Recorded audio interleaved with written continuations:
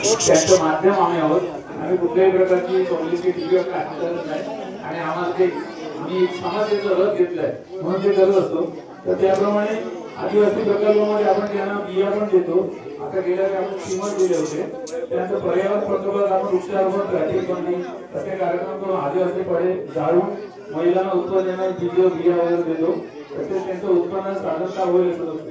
आणि सगळ्यात महत्त्वाचे अवयवदान, देहदान, त्वचादान आणि नेत्रदान यासाठी आपण खूप मोठं कार्य करतो. मुंबईत कुठे किंवा महाराष्ट्रात कुठे असेल ते आम्हाला फोन केला की आम्ही ती व्यवस्था करतो. आणि ही खूप मोठी गरज आहे. आपल्याला बरेचसे गोष्टी आहे ना, डोळे तर जवळजवळ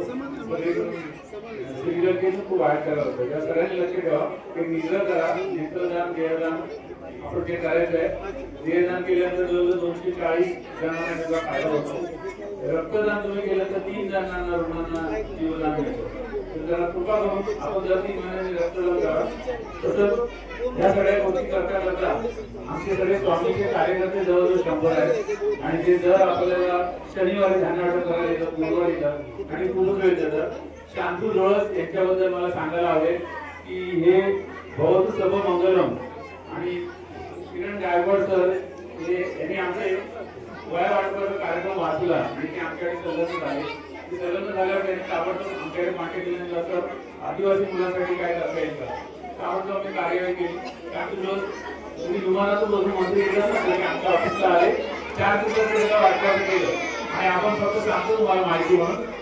पहिली ते 4थी यामध्ये आपण पाऊस देतो. त्या पाऊसमध्ये रबर पेन्सिल वगैरे सगळं आणि त्यांना पेन देतो 100 मुलांना आणि 100 मुलांना आपण दप्तर देतो आहोत 5वी ते 10वीच्या आणि त्याने एक पेन देतो प्रत्येकाला.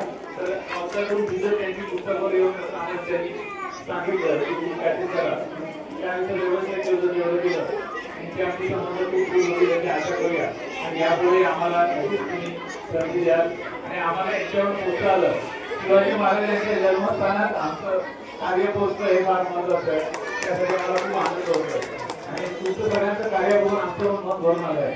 असं तुम्ही दरवर्षी सरकार देत आहे, जाहीर पुरस्कार देत आहे, आपल्याच्या लोकांना आपण मोठा केला तुम्हीकडे उपस्थित राहा त्याबद्दल तुमचे कृतज्ञता व्यक्त करतो. आभार मानत आहे आणि आपले सर आणि आपले सगळ्यात महत्वाचं म्हणजे काय खूप आवडली फुलाची मूर्ती खूपच आवडली. काळ्या जोरदार तयारी झाल्या पाहिजे. त्यांचं कर्तृत्व आहे की बरोबर आल्यावर पहिलं मन प्रसन्न होतं. त्या माझी विनंती आहे की पहिलं त्यांना नमस्कार करा आणि मग जय करा. धन्यवाद.